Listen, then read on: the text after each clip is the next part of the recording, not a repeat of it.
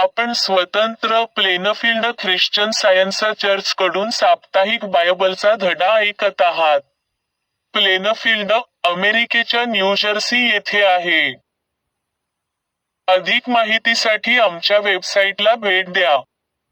www.plainfieldcs.com. हा धडा आहे रविवारी 17 मे 2026.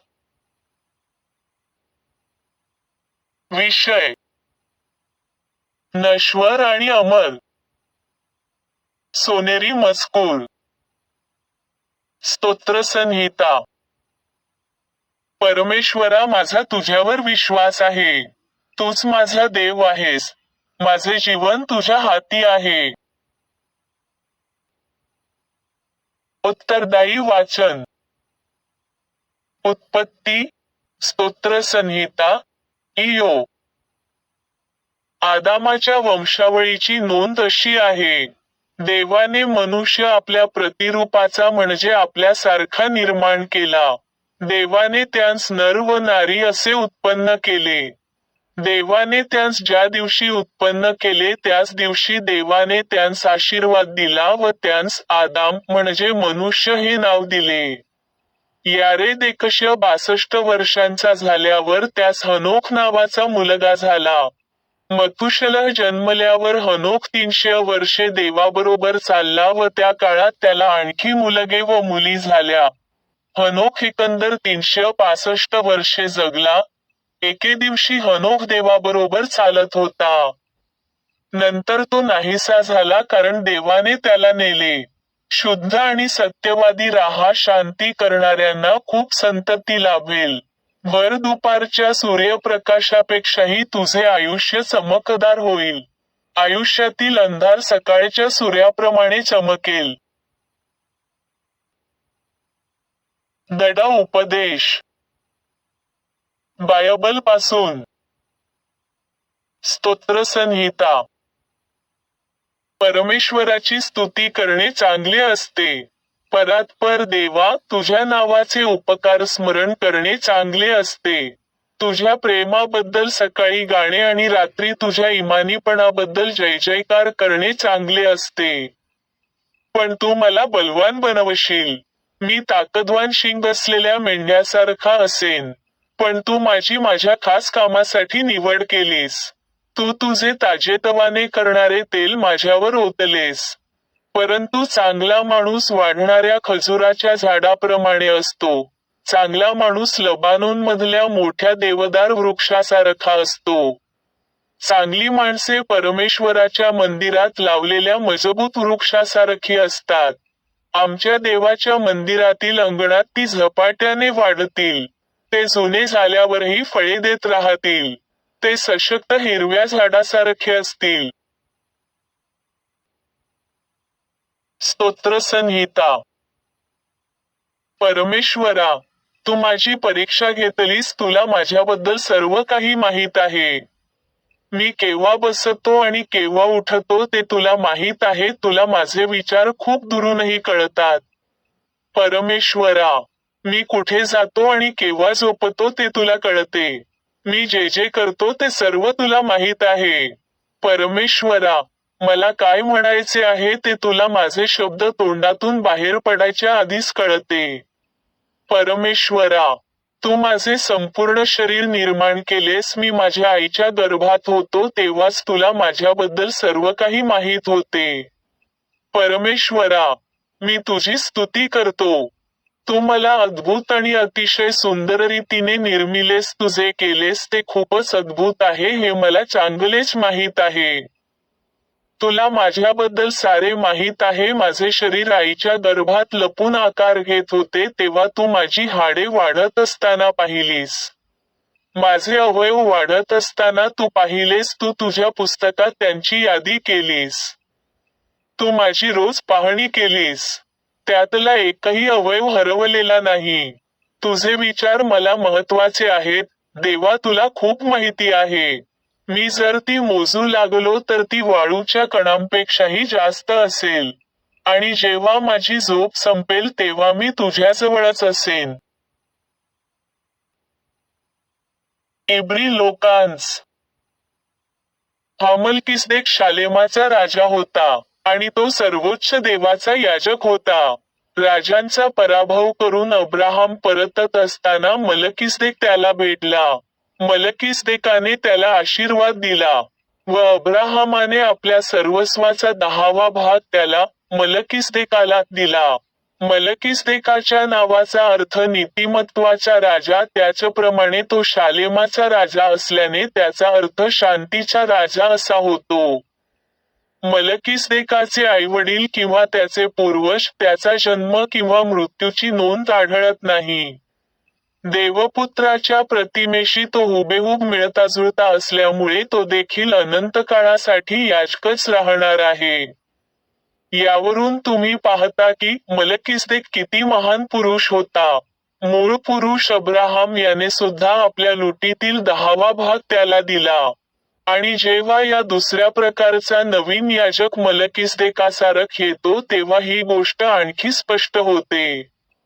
मानवी नियमशास्त्राच्या हुकुमाने येशूला याजक करण्यात आले नव्हते, तर अक्षय जीवनाच्या सामर्थ्याच्या आधारे त्याला याजक करण्यात आले.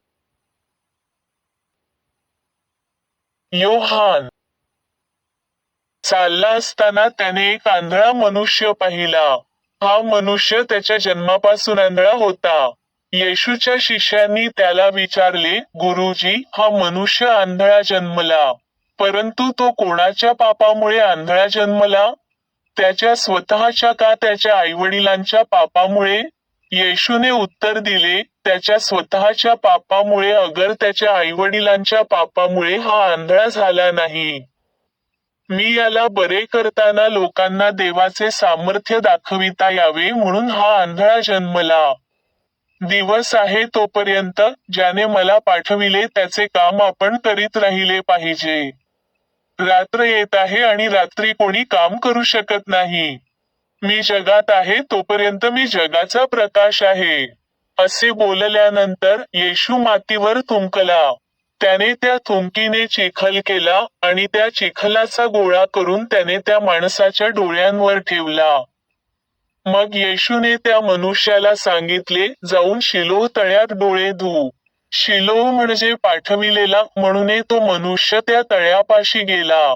त्याने डोळे धुतले आणि तो परत आला, तेव्हा त्याला चांगले दिसू लागले होते. मार्क येशू सूर भोवतच्या प्रदेशातून परतला आणि सिदोनाहून दकाप्लिसच्या वाटेने गालिल समुद्राकडे आला. तेथे काही लोकांनी एका बहिऱ्या तोतऱ्या मनुष्याला येशूकडे आणले व आपण त्याच्यावर हात ठेवा अशी विनंती केली. येशूने त्याला लोएकांपासून एका बाजूस घेऊन त्याच्या कानात आपली बोटे घातली. नंतर तो थुंकला आणि त्या माणसाच्या जिभेला स्पर्श केला. त्याने स्वर्गाकडे पाहून मोठा उसासा टाकला व म्हणाला, एफ्फाथा म्हणजे मोकळा हो, आणि त्याच क्षणी त्याचे कान मोकळे झाले. त्याला बोलता येऊ लागले. त्याने कोणाला सांगू नका अशी आज्ञा केली. लोक त्याचवेळी याईर नावाचा एक मनुष्य आला. तेथील सभास्थानाचा तो अधिकारी होता. त्याने येशूच्या पाया होऊन त्याला आपल्या घरी येण्याची विनंती केली. कारण त्याला 12 वर्षांची एक मुलगी होतो आणि ती मरावयास टेकली होती. येशू जात असता लोकांची गर्दी झाली होती व तो चेंगरला जात होता. तो हे बोलत असतानाच कोणीतरी सभास्थानाच्या अधिकाऱ्याच्या घरून आले आणि म्हणाले, तुमची मुलगी मरण पावली आहे.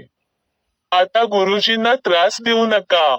येशून हे ऐकले व तो सभास्थानाच्या अधिकाऱ्याला म्हणाला, भिवू नको. फक्त विश्वास ठेव आणि ती मरणातून वाचविली जाईल. जेव्हा येशू त्या घरी आला, त्याने आपणाबरोबर पेत्र, योहान, याकोब आणि मुलीचे आईवडील यांच्याशिवाय कोणालाही आत येऊ दिले नाही.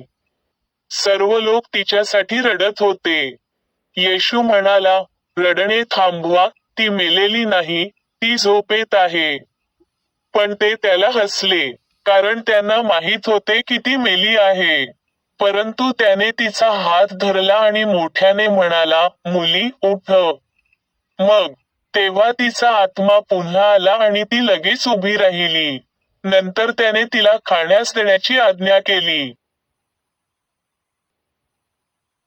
करिंथकरांस पहा, मी तुम्हाला एक रहस्यमय सत्य सांगत आहे. आपण सर्व मरणार नाही. आपण सर्व बदलून जाऊ. कारण या विनाशी शरीराने अविनाशी पण धारण करावे आणि या मर्त्य शरीराने अमरत्व धारण केलेच पाहिजे. म्हणून माझ्या प्रिय बंधूंनो, स्थिर आणि अचल राहा. नेहमी स्वतःला प्रभूच्या कार्यासाठी वाहून घ्या. कारण तुम्ही जाणता की प्रभूमध्ये तुमचे काम व्यर्थ नाही. Science textbook science and health with की टू द शास्त्रवचने कडील परस्पर संबंधित परिच्छेद वाचले. विज्ञान आणि आरोग्य. विज्ञानाने प्रकट केलेल्या ईश्वराच्या प्रतिरूपातील मनुष्य अमर असण्याशिवाय राहू शकत नाही. दुःख, पाप आणि मृत्यू या श्रद्धा वास्तव आहेत. जेव्हा दिव्य विज्ञान सार्वत्रिकरित्या समजले जाईल, तेव्हा या श्रद्धांचा माणसावर काहीही प्रभाव राहणार नाही. कारण माणूस अमर आहे आणि दैवी अधिकाराने जगतो. निर्दोष आनंद, जीवनाचा परिपूर्ण सुसंवाद आणि अमरत्व, ज्यात कोणत्याही शारीरिक सुख दुःखाशिवाय अमर्याद दैवी सौंदर्य आणि चांगुलपणा आहे, हाच एकमेव खरा, अविनाशी माणूस आहे, ज्याचे अस्तित्व आध्यात्मिक आहे. अस्तित्वाची ही अवस्था वैज्ञानिक आणि अखंड आहे. ही एक अशी परिपूर्णता आहे जी केवळ त्यांनाच जाणवते ज्यांना दिव्य विज्ञानात ख्रिस्ताचे अंतिम आकलन झाले आहे. मृत्यू अस्तित्वाच्या या अवस्थेला कधीही गती देऊ शकत नाही. कारण अमरत्व प्रकट होण्यापूर्वी मृत्यूवर मात करणे आवश्यक आहे. त्याला शरण जाणे नाही. मनाच्या अनंततेमध्ये जड वस्तू अज्ञातच असली पाहिजे. विसंवाद आणि विनाशाची प्रतीके व घटक हे त्या अनंत, परिपूर्ण आणि शाश्वत सर्वचे उत्पादन नाहीत. प्रेमातून आणि आत्म्याचे निवासस्थान असलेल्या प्रकाश व सुसंवादातून केवळ चांगल्या गोष्टींचेच प्रतिबिंब येऊ शकते. सर्व सुंदर आणि निरुपद्रवी गोष्टी या मनाच्या कल्पना आहेत. मन त्यांची निर्मिती आणि वाढ करते. आणि हे उत्पादन मानसिकच असले पाहिजे. तो एकच अहंकार, ते एकच मन किंवा आत्मा, ज्याला ईश्वर म्हटले जाते, हे एक अनंत व्यक्तिमत्व आहे. जे सर्व रूप आणि सौंदर्य पुरवते आणि जे वैयक्तिक आध्यात्मिक मनुष्य आणि वस्तूंमध्ये वास्तवता आणि देवत्व प्रतिबिंबित करते. जेव्हा आपण खऱ्या अर्थासाठीचा खोटा अर्थ दूर करतो आणि पाहतो की पाप व मृत्यू यांना कोणतेही तत्व किंवा शाश्वतता नाही, तेव्हा आपल्याला कळेल की पाप आणि मृत्यू यांना कोणताही वास्तविक उगम किंवा न्याय्य अस्तित्व नाही. जेव्हा मानवांना अध्यात्माची जाणीव होऊ लागते, तेव्हा ते ईश्वराव्यतिरिक्त दुसरे कोणतेही खरे अस्तित्व आहे हा विश्वास सोडून देतात. मन हे सर्व गतीचे उगमस्थान आहे आणि त्याच्या निरंतर व सुसंवादी कार्याला मंदावणारी किंवा थांबवणारी कोणतीही जडत्व शक्ती नाही. मन हेच जीवन, प्रेम आणि ज्ञान आहे, जे काल, आज आणि सदैव आहे. अमर मनाच्या अधिपत्याखाली असलेला मनुष्य सदैव सुंदर आणि भव्य असतो.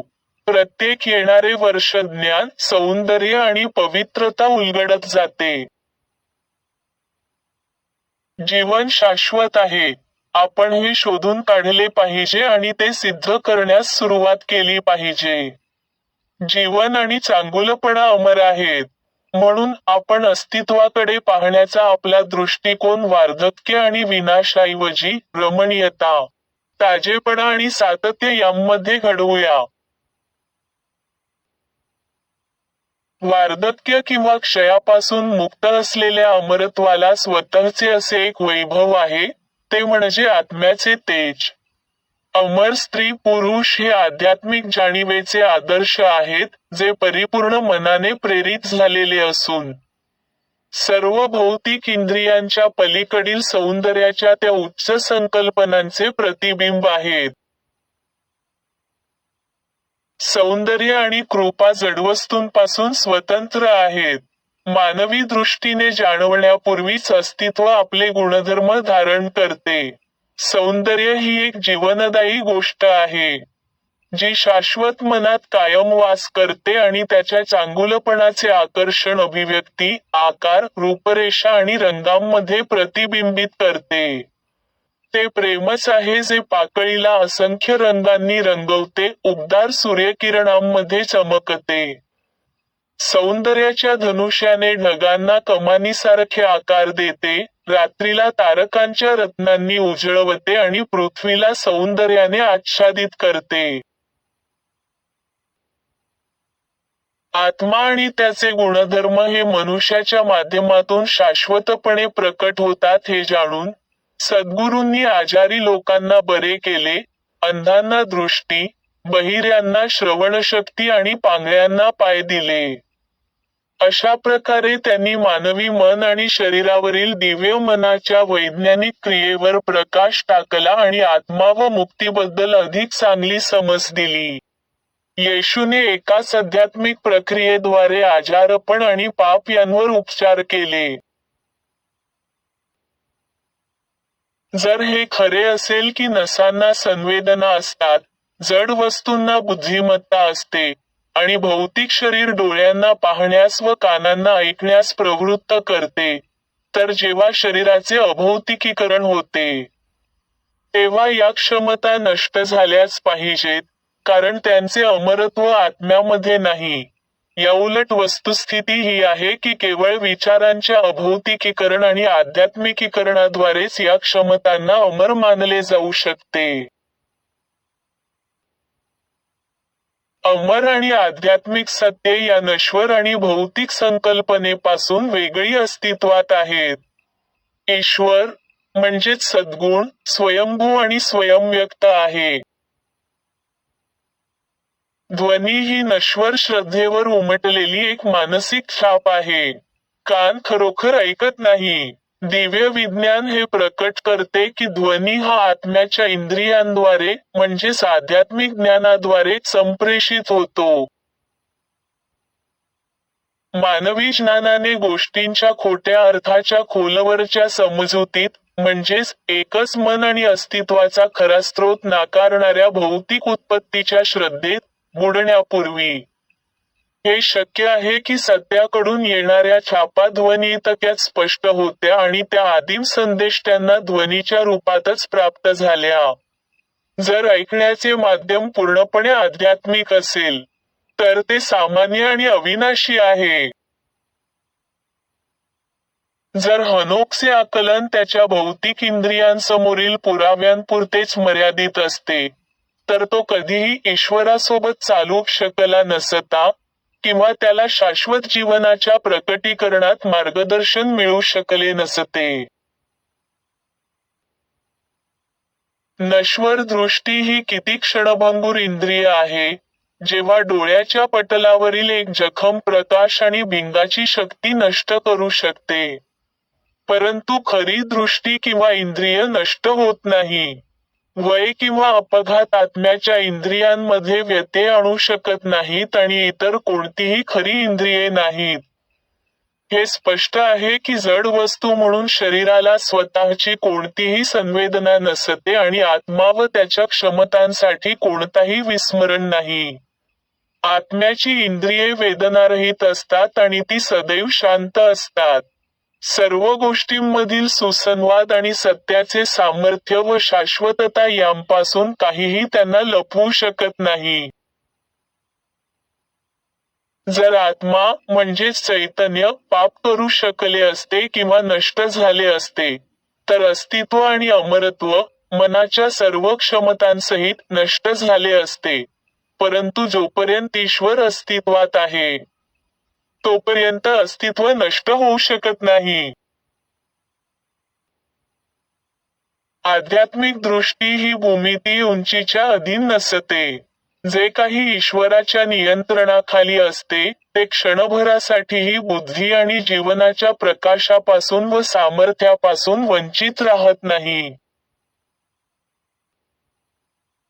ख्रिश्चन सायन्सनुसार माणूस आधीपासूनच सुसंवादी किंवा अमर असल्यामुळे, मानवी सिद्धांत त्याला तसे बनवू शकत नाहीत. आपली एकमेव गरज ही आहे की आपण हे जाणून घ्यावे आणि खऱ्या माणसाच्या दैवी तत्वाला, म्हणजेच प्रेमाला, आचरणात आणावे.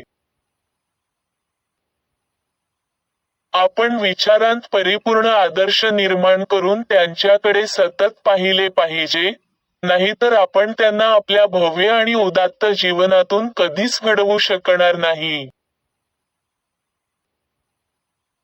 चला आपण विज्ञानाचा स्वीकार करूया, इंद्रियानुभवावर आधारित सर्व सिद्धांत सोडून देऊया, अपूर्ण नमुने आणि भ्रामक आदर्श त्याग करूया, आणि अशा प्रकारे आपण एकच ईश्वर, एकच मन मानूया, आणि तेही परिपूर्ण, जे स्वतःचे उत्कृष्टतेचे नमुने निर्माण करते.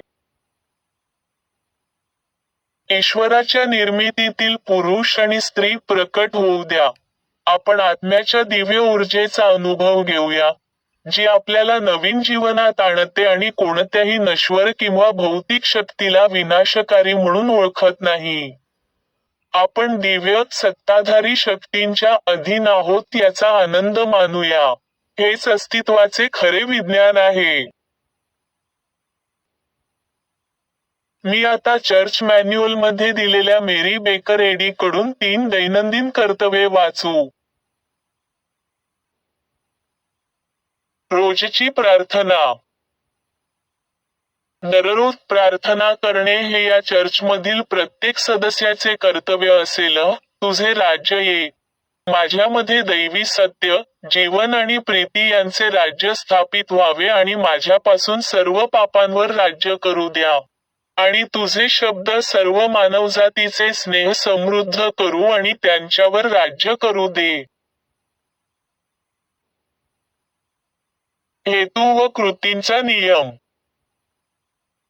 द मदर चर्चच्या सदस्यांच्या हेतू किंवा कृतीबद्दल वैरभाव किंवा केवळ वैयक्तिक आसक्तीच उत्तेजन देऊ नये. विज्ञानात दैवी प्रेम एकट्याने माणसावर राज्य करते, आणि एक ख्रिश्चन वैज्ञानिक प्रेमात गोड सुविधांना प्रतिबिंबित करते, पापाची निंदा करते, खरा बंधुता, दानशूरपणा आणि क्षमा यामध्ये.